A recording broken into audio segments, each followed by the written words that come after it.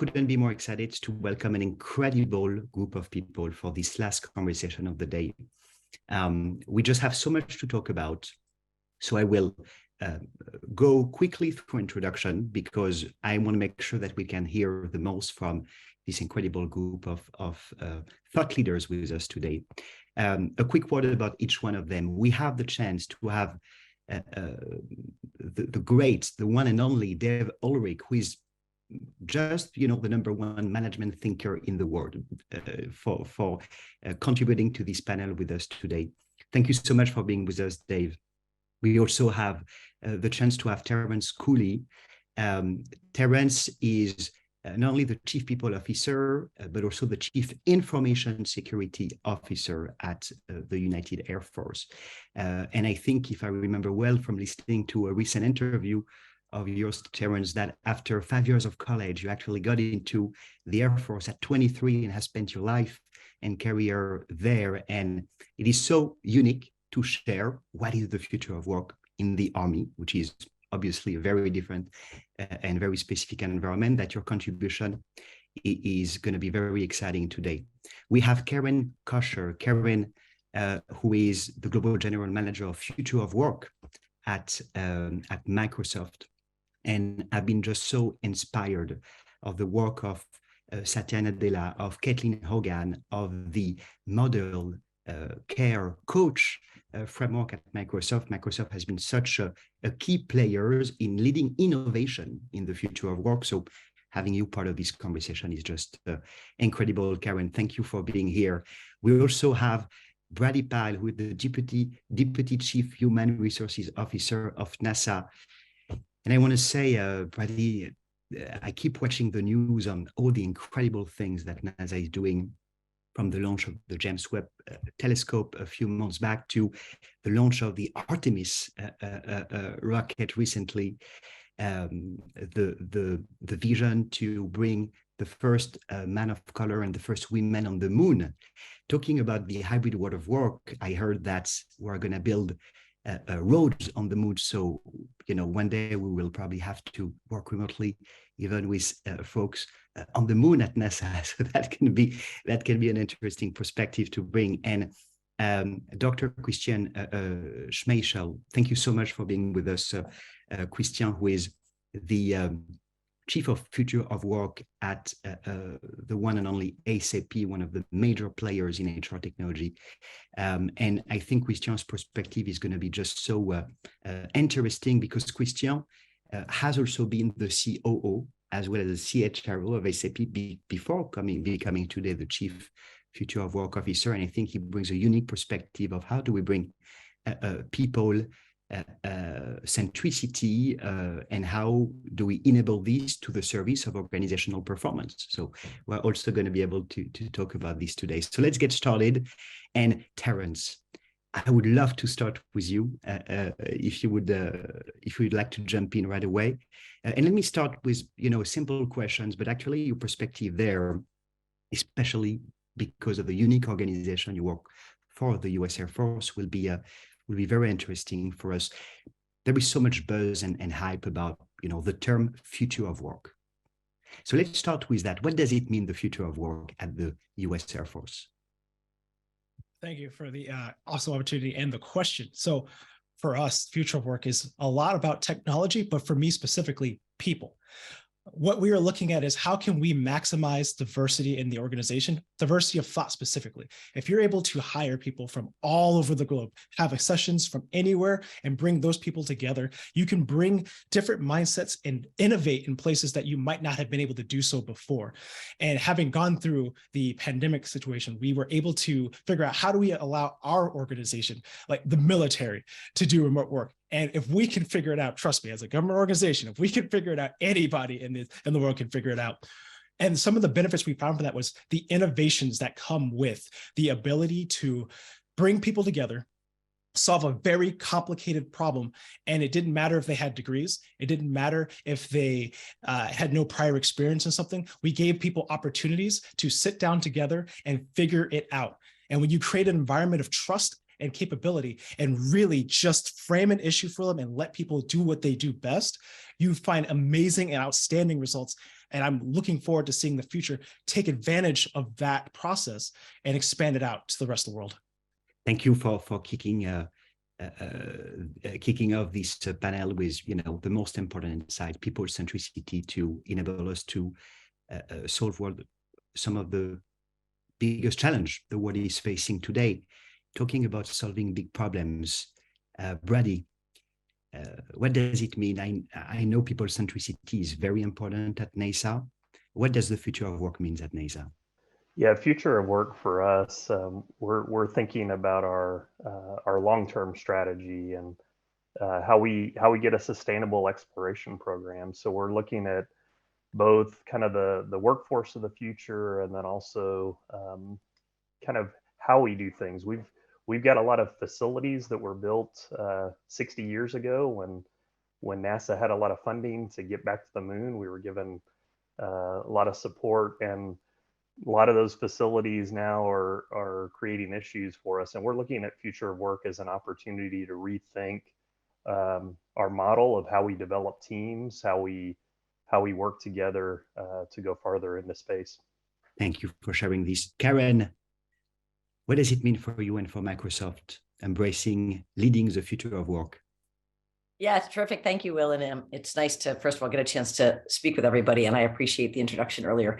So what it means for us, and there's some themes both across what Terrance mentioned and also Brady, but I'll start with, for me personally, and then for the organization, I think what really stands out is the flow, right? And so meaning that, you know, historically work was kind of the center of the flow, right? So work flowed to people, right? And it did that because you had a specific job that you were identified with. And so the work naturally made its way to you. And I think that as we look at the future of work, what really starts to be the big difference maker is the people actually now flow to the work. So it gets a little bit to what Terrance was saying. It's that whole notion of teaming, right? And so people see the opportunity, or people imagine the possibility, and then they dynamically team. So it also gets to what Brady was talking about, where a lot of it is about teaming. So I think you see the change in the way the work flows, right? Now people are flowing to work versus work to people. I think secondly, it's all about dynamic teaming. So we're focused at Microsoft on dynamic teaming. And it's no different than the trend you saw over time, where it went from leadership as the hero individual to more of a collective leadership approach. And so it's very similar in the general way people will get work done with dynamic teaming. And then last, we're doing at Microsoft quite a bit of research on when in-person matters. And that's not when in the office matters. It's when in-person matters. And so those moments that matter. And once we understand what those really are, those that make the biggest difference, how do we help leaders and managers and others get the skills and capabilities to optimize those versus, now you see a lot of the mandating of 2 or 3 days in the office per week, when there's really no evidence that suggests that that is a good amount of time or a necessary amount of time, and what people are even going in to do. And so we're really very focused on the moments that matter, making sure people have the skills and capabilities, and really, driving towards a better balance of how we can be successful for both individuals and for organizations. What are the moments that matter in the future of work? I think that's a beautiful way to put it. And I was discussing with a CEO recently who tried to find what is the right hybrid model for our organization, because every organization is different.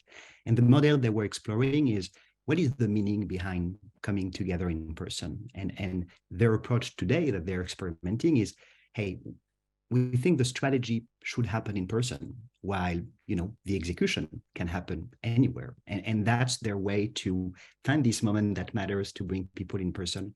And you started to share the notion of that I think is critical in the future of work, even more in this hybrid, globalized, sometimes disconnected through digitalization or world of work, which is the notion of collective leadership. How do we move from merely leading individuals to leading teams, leading organizations towards common goals? We're definitely going to talk about this today. Christian, how does this resonate with you, and what is your approach to future of work at SAP?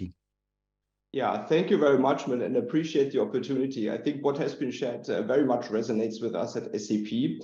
Building on that, I think I'm not telling any secrets when I'm saying that the world around us is changing at a breakneck speed. And while the race to the future is fueled by macro trends, such as the world getting more VUCA, or for example, business model innovation, I should rather say disruption, there's one thing very clear. The war for talent is getting more intense, day by day, week by week, quarter by quarter. And we at SAP thought to get our arms around this, we need to manage this holistically with all that stuff going on. Hence, we were coming up with a holistic future of work agenda, where we feel flex work is more or less just a starting point. For us, it's around 3 dimensions. The first one is the future of workforce. So if you close your eyes and think 5 or 10 years down the road, how does the workforce composition look like? How many permanent employees, how many gig workers, how many robots, how much AI will you have on the team? And based on that, you can then derive also the right set of people practices or workplace practices. And this includes, on one hand, bringing the bread and butter business of HR to the next level, recruiting, learning, compensation, what have you, but also new and emerging HR topics, right? Whether it's health, safety, and well-being, also what Karen was sharing, right, to come up with the right culture in the office or working in a hybrid working model. And then ultimately, the future of the HR department itself. The question is, right, with all that stuff going on, how do we prepare also the HR function for all of that? With a digital foundation, yes, of course, I'm representing SAP here, but this is not about SAP. This is really coming up with the right digital foundation, whatever the software and the tools will be, but also the skills for the HR colleagues across the globe. And I think that's fascinating. This is for us kind of a once in a generation opportunity to bring things to the next level, to co-shape how we will work and live in the future. And that's fascinating. Brilliant. Thank you for this contribution. And actually, would love to wrap up this first question with you, Dave, so that you can maybe bring together some of the amazing insight and also your amazing and unique thought leadership on the future of work. What will be the first conclusion? Oh my, already? Full page of notes. What will be this first conclusion about what is the future? I've already got a page of notes, so thank you already. I think the future of work, I see some assumptions, and I think we just saw some of them. Let me tell you 4 assumptions I see that were just alluded to. One is the ability to live in a world of uncertainty. Will we have inflation or deflation? Will we have growth or recession? We don't know. And so I think the assumption of living in a world of uncertainty becomes critical. How do you navigate uncertainty in an ongoing way? You've referred to that, Christian, around VUCA. 2, to live in a world where boundaries are not the place. I frankly think, and I'm going to get in trouble with this, the issue of hybrid work is almost irrelevant. People get all excited about where you work and how you work. Are you in person? Are you remote? I think that's the wrong question. I think the boundary of work is the value you create for the customer. And I don't care if an SAP employee is in a beautiful city with that beautiful backdrop, in a home office in Seattle, at NASA, or in a spaceship on the moon. What I care about is your work today creating value for those we serve? And so it's less about where and how, it's more about why and what.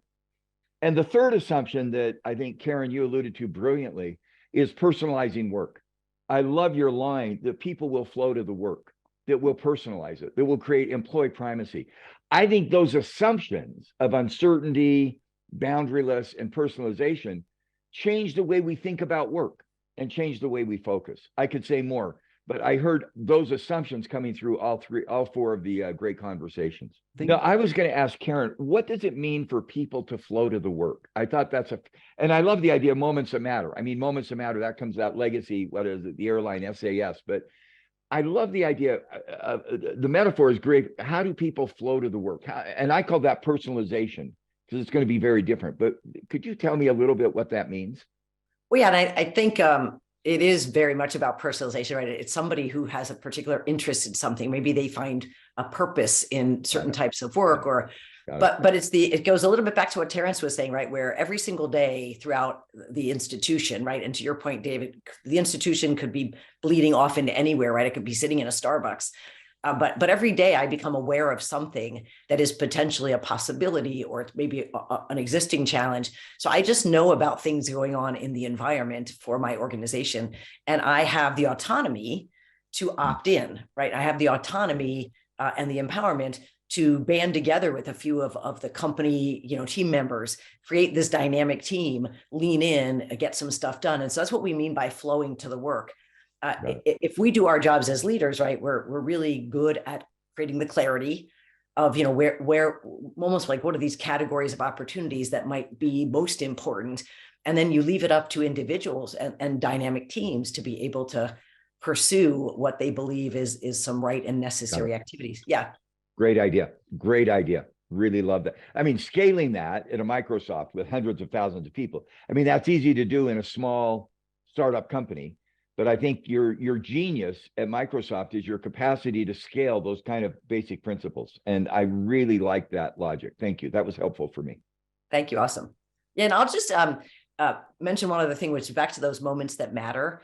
You know, and we agree with you, Dave. We agree in the boundary list, right? Which is why we're so focused on when in person matters, right? Because we believe that largely as you go forward, there really aren't that many times when in person is necessary or required, right?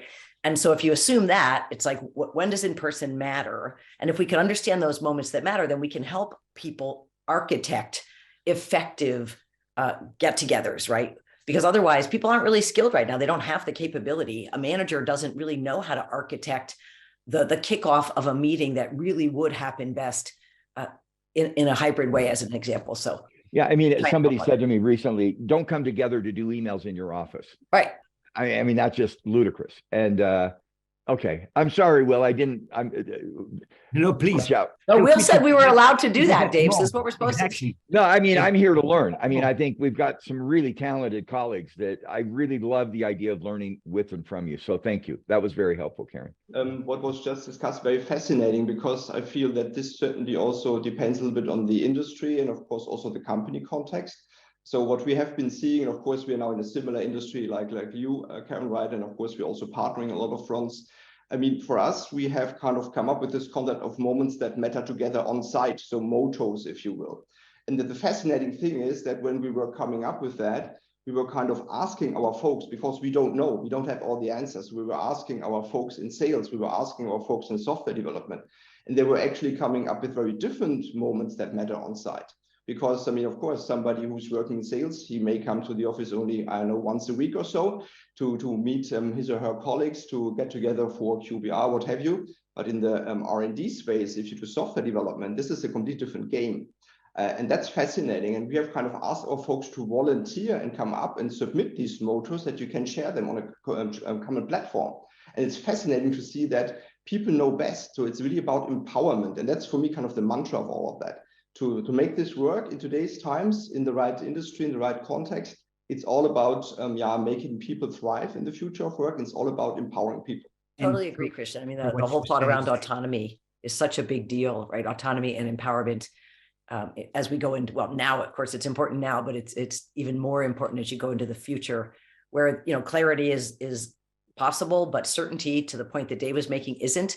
And so if you can't be certain, if you can't give people certainty, they have to be able to be autonomous, to be able to do what they believe is right in the moment and pursue, you know, those opportunities. So I completely agree with you. And this requires a new set of skills. You were talking about, you know, the gaps in skills, Karen. It requires a new set of skills and capabilities to be able to embrace that uncertainty, to be able to navigate this workforce of the future, this workplace of the future. And to get back to your expression, Karen, you know, about the people getting in the flow of work, we talk also a lot about how learnings and upskilling needs to actually embrace the flow of work today. I'm wondering, to be maybe more technical and try to give specific example as we try to help our people develop the skills, capabilities they need to thrive in this future of work. What are the new tools? What are the new ways we think about strategic workforce planning? What are the maybe new solutions we use into our HRIS environments to enable this effective upskilling in the flow of works, to equip our people with the skills they need to succeed in this new environments?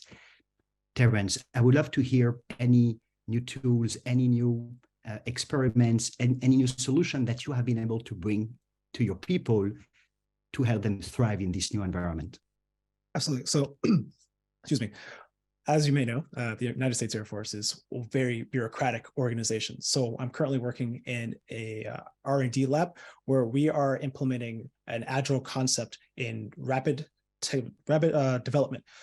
One of the tailoring their approach has been incredibly effective towards pruning out some of the difficulties with that and giving a new skill strategy towards doing things quickly. Where we would normally test a product for, say, 6 months, we're now doing it every 28 days and iterating on that. And we're seeing incredible amounts of success from that strategy. And then we take that a layer up. How do we employ this across the entirety of the force? And that's kind of what we're working on now. I would say that just if you had to start right now and just drop it into your organization, get people who are familiar with the agile methodologies and start there. And there are different strategies that you can employ in your organization. So you kind of still have to figure out which one works best for the culture you're developing. But just that core concept of diversity and thought, solving a problem and trusting empowerment gives this framework of what you can provide for your workforce to solve some of those deeper problems. Anyone would like, thank you so much for sharing, Terrance. Anyone would like to jump in on the same question? What are the new tools, the new solutions that you've been implementing in your organization, that you're experimenting with to equip your workforce for this new world of work? Well, let me just build on what Terrance was nicely outlining then for his company context. Of course, I mean, the topic of strategic workforce planning is not a new one, right? I mean, we have all heard about this for now quite a long time. The question is what is now different, right, in 2022 and beyond. And I feel that due to the fact that we have now maybe better data, due to better technology, and maybe also different tools. And of course, yeah, SAP runs SAP, so we're using our own software. You can do different things these days. But for me, it's not just about the tools and technology. It's about also the skills of people who are maybe nowadays in the HR function who can work better with data. So I mean, credible HR work, right, based on facts and figures can really move the needle. And I feel that nowadays we have maybe the opportunity to bring things here to a completely different level. So it's about having, of course, the right target picture and then come up with the right action plans, right, to move the needle, to do something differently. And here I feel that in particular in the IT context, it's fascinating, right? In the past, everyone was talking about the hardcore development skills, but right now we are talking about things like low code, no code. So we are trying to, for example, change the game in terms of to ease also more or less the way of upskilling and reskilling. So I think there's a fundamental paradigm shift happening in the market to see that how can you more or less increase the pool of the available workforce. And I think that's great in terms of that this is not done by the tools, but it's also about the skills that are already available to bring these things to the next level. And I think that's a very nice combination. Well, I would say that we're focused on, very much agree with what Terrance mentioned in particular about Agile. And I think that there's so much about Agile as a way of just doing things and being that does speak to autonomy and empowerment and you know, people getting together and doing these scrums, et cetera. And so I think that's wonderful.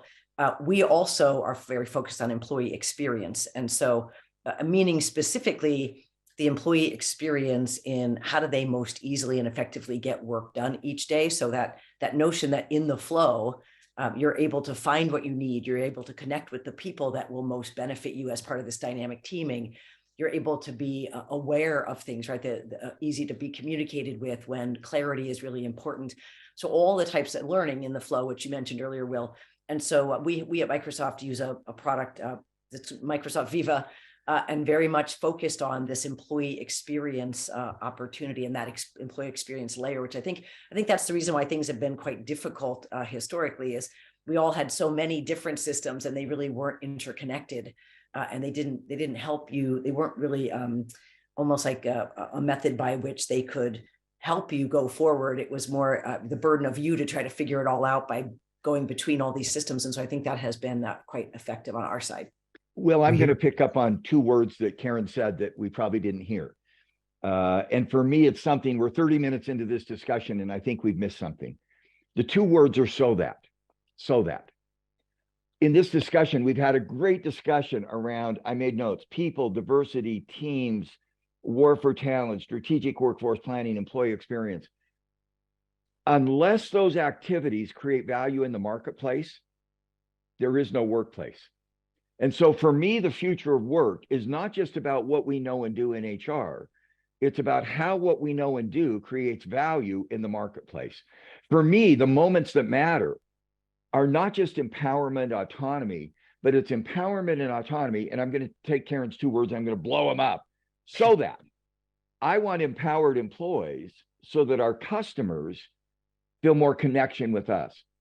And one of the lessons I think in HR we get lost at, we get so excited about the tools, the programs, the initiatives, that we forget that if we don't succeed in the marketplace, there is no workplace. A very, very stupid quick story. I did a talk for another, by the way, everybody here is selling their product. We got an SAP product, we got a Microsoft product, we got an Air Force safety product. I'm waiting for Brady to tell us how to get to the moon so that he can all go with you to the moon. But I was with one of those high-tech companies. It wasn't SAP or Microsoft, but one of the other top 3. And I was scared. I didn't know what to say. They were all PhDs with 20 IQ points on me. So I started by saying, what do these companies all have in common? Digital equipment, technology, old company, Compaq, Toys R Us, Enron, Sears, Circuit City. Somebody yelled out, they all went broke. And I said, I consulted for every one of them. You know, I'm here to help you. By the way, that was kind of funny. They got my attention. Every one of those companies had some great HR practices, but they didn't respond to the marketplace. They were inside out. They weren't outside in.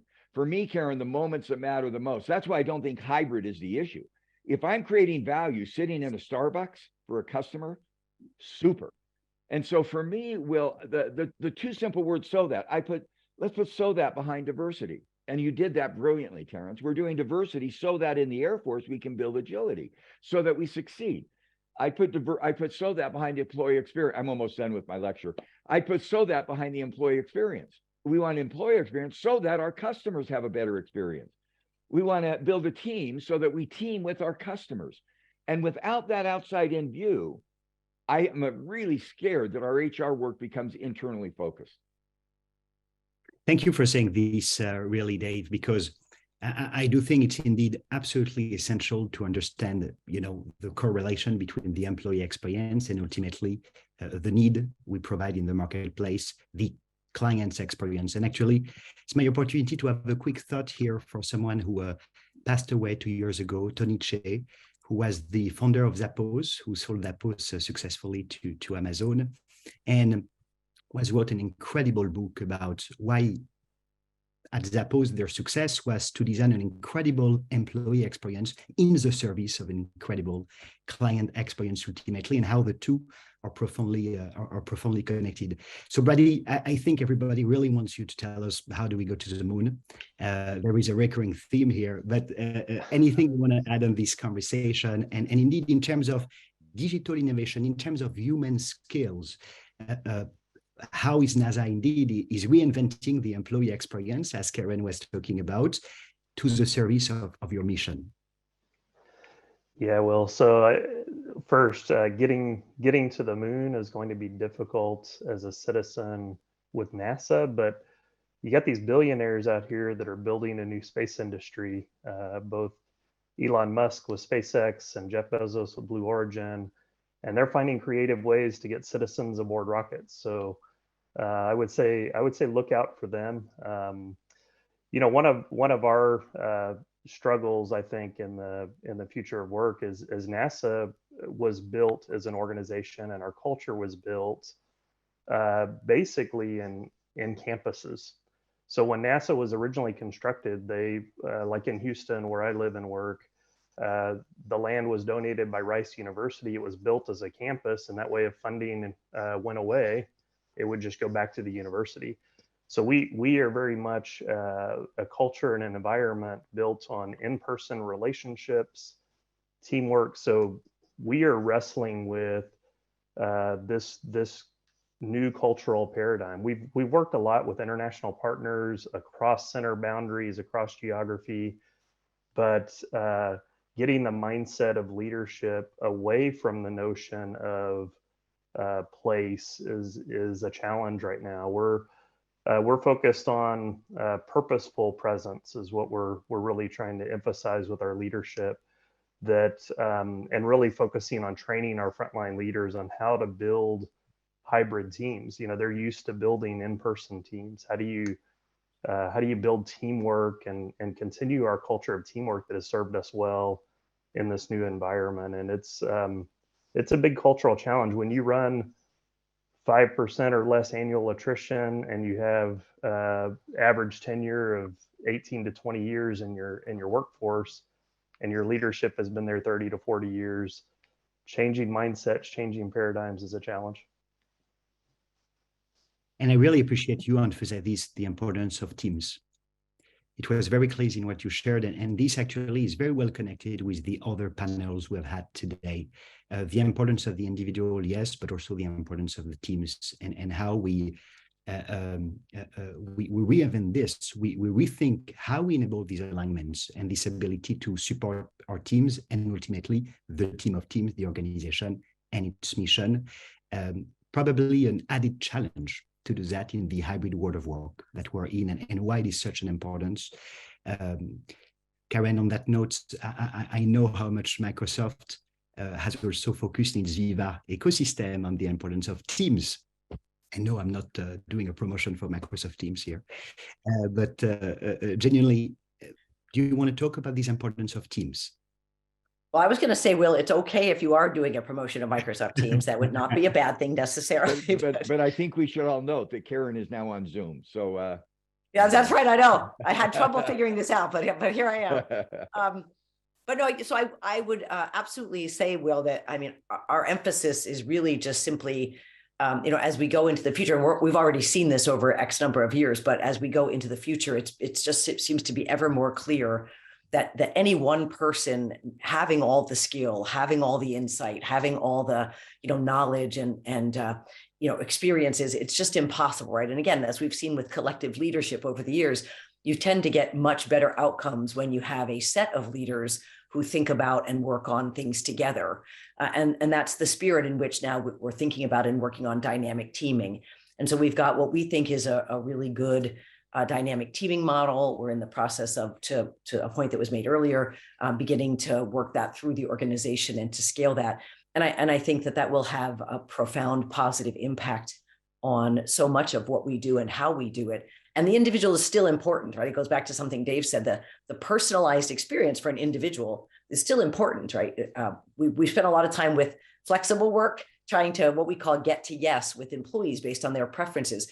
But even while you're working with an individual, you still have to take into consideration the team that individual is a part of, and what kinds of agreements are we going to make as a team to work most effectively together. So I do think team is going to be raised up in what we do and how we do it to be of more importance than ever. And we're really just beginning on that path to how to do this much better. And again, and then this may be my last comment. I don't want to speak too much. I think one of the challenges in our HR field is that we want to create value in the marketplace with stakeholders, no question. Look at all the things we could do. In the last 4 hours with this conference that Chris and HR leaders have produced, look at all the ideas that keep flowing. I think sometimes in HR, we get lost in the complexity. Even in this last 30 minutes, we've heard 8 or 10 ideas. One of the things we've been doing, and I'm really excited about it, is we've said, when I'm an HR person, I want to create value for customers, investors, employees by doing 3 things. By the way, I'm going to do this because I've done it before and it's stupid, but it would be memorable. Will, you may have seen it. My fingers represent talent. Look at all the things we talked about: talent, people, diversity, skills, strategic workforce planning, war for talent. I got to get good people. That's the raw ingredients. But then what Karen just said and others, I got to build team. Terrance, I got to build an agile organization. I got to build the culture, Brady at Microsoft. You got talent and you got teamwork, and then the combination is leadership. Leadership, not heroes, but leadership is a capability. In our view, there's 3 things HR delivers: talent, organization, and leadership. And then my forearms represent the HR systems: physical setting, where you are, training, development, staffing, compensation. So I'm going to do this and make a fool of myself and my colleagues with me. If you could hold up your fingers, that's your talent. Will, maybe just Will do it if you're embarrassed. Hold up your fist, that's the organization. I'm with you. That's the team. Put them together, that's leadership. And a sign of respect in China, your HR forearms, and then do the dance. Okay. By the way, we just learned that none of us should take another job because we don't dance very well. But I say that in all seriousness. In the finance world, there's GAP. In the psychology world, there's the big five. In managing risk, there's 5 elements of risk. In HR, we don't have that. So everybody's jumping to the latest, greatest idea. Quiet quitting, CEO compensation ratio, diversity ratio. It's talent, organization, leadership, and HR. And when we can do those 4 things, our latest data is amazing. It's amazing. Companies' results, financially, strategically, people-wise, are phenomenal when we do those 4 basic things. Okay, that's my pitch. There couldn't be actually a better input to lead already, I know, to the last question of our panel. It goes really fast. And I would love, as we are also have the honor to be the last panel of the conference today, to try to leave our audience with some unique insights, advice, suggestion on how to prepare for 2023, how to prepare for the future of work ahead of us, and how to thrive in that future of work. We'd love to hear quick thoughts from every one of you before we wrap up. Christian, would you like to start? Sure, I'm happy to share my thoughts. Number one, I feel from an employer perspective, I think it's very important, based on also what we heard, is to put people and also their expectations right front and center to provide these kind of great, engaging employee experiences, I would say. Of course, this is not coming on its own. There needs to be a plan. There needs to be also a strategy. Of course, this should be connected then here with the outside-in requirements, like Dave has said, right? I think this should be coming from the market requirements.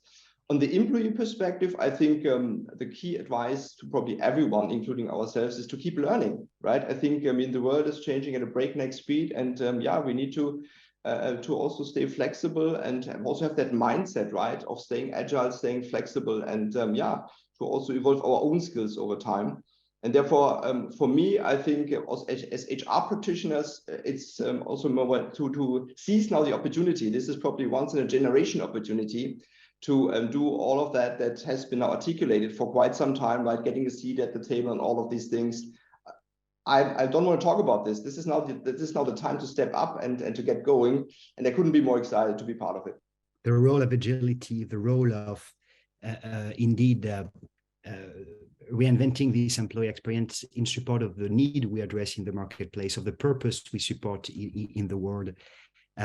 Terrance, how about you? Observe, orient, decide, act. Look at your environment, orient to what the new possibilities are, to make a decision on the direction you want to go, and act on it. The most important part is to figure out what it is you want so that you can tell your employees what they need to solve, then trust them to solve it. If you don't know what you're trying to bring to either your customer, or for our case, what we're trying to make sure our adversaries know what we bring to the table, and that everyone in the country knows that we're doing everything possible to keep them safe, we have to make decisions that often come with a lot of risks. We must weigh those risks, but we must, at the end of the day, act. Figure out where you want to go with your organization, where you want your culture to be, what you want to accomplish, and get your workforce on board by trusting them and equipping them with the tools they need. And just as a plug, the Air Force has one of the best training programs in the world. We teach people how to be leaders. So if you're hiring veterans, know that when they walk into the room, they will observe, orient, decide, and act for you. So first, I'll pile on Terrance's comments, and hey, some of our best astronauts at NASA came from the Air Force, and we get a lot of leaders at NASA from the Air Force. So thank you, Terrance, and your organization for preparing those leaders. A big thing that we face with our team right now as a science and research organization, we pose a lot of our practices around future of work as experiments. So we're experimenting with new ways of doing business, new things, and our workforce wants us to hurry up and get through the experimental phase and figure things out and move, kind of decide and act, like Terrance mentioned. I think a big part for us, I know for me personally, engagements like this, engagements with others in the space, because everyone is struggling with this, with what the future of work looks like. So I really appreciate the learning opportunities that HR Leaders provides, and that other events like this, where we can continue to collaborate and learn.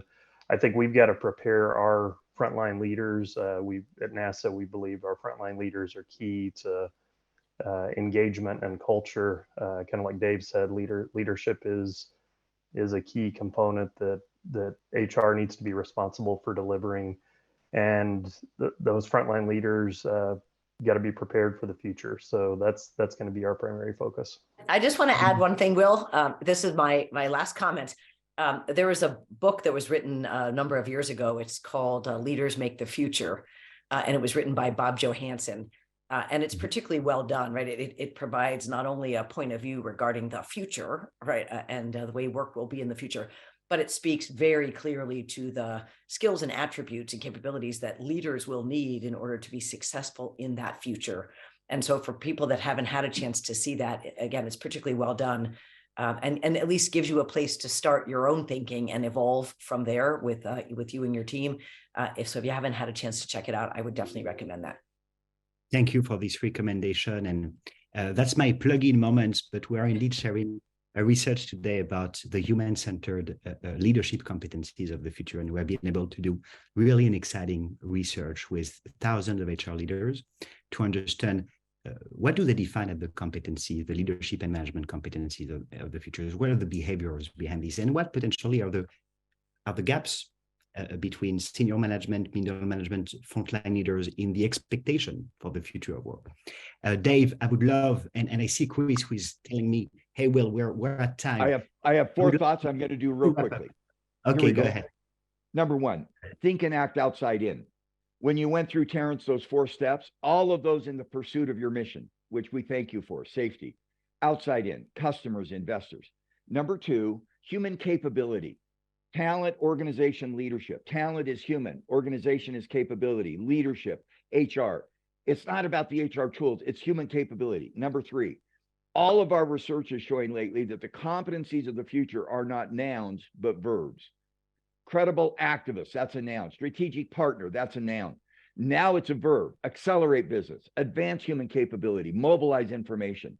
Focus on the verbs. And number 4, the most critical, and I'm going to give Chris a kudo here. We've got a lot of research. Everybody's got that. My best test of leadership is, do I leave the interaction with the person feeling better or worse about myself? Mm-hmm. Chris, you put together a remarkable program. Will, a great job. Chris, every time I interact with you, and this, I'm going to read what Shane wrote. No, I'm not going to do that, Chris. Every time I interact with you, Chris, I leave feeling better about myself. You know what? That's what HR is about.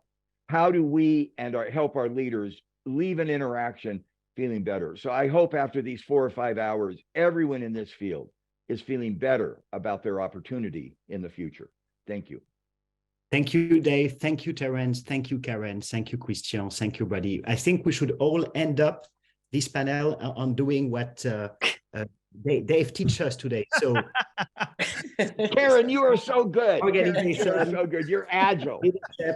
Agile. I did yoga this morning, so stay limber. Oh, Thank wow. you. Thank you. Well, Will, I'm going to have to ask you the last question now. So after everything you just heard, what was your key takeaway from the conversation? Of today, of the last panel, or for the whole day? This one. Well, we talked about many things, but what really resonated with me is, how, as we talked about new tools, new ways to, through digitalization, to indeed equip organization to navigate the future of work.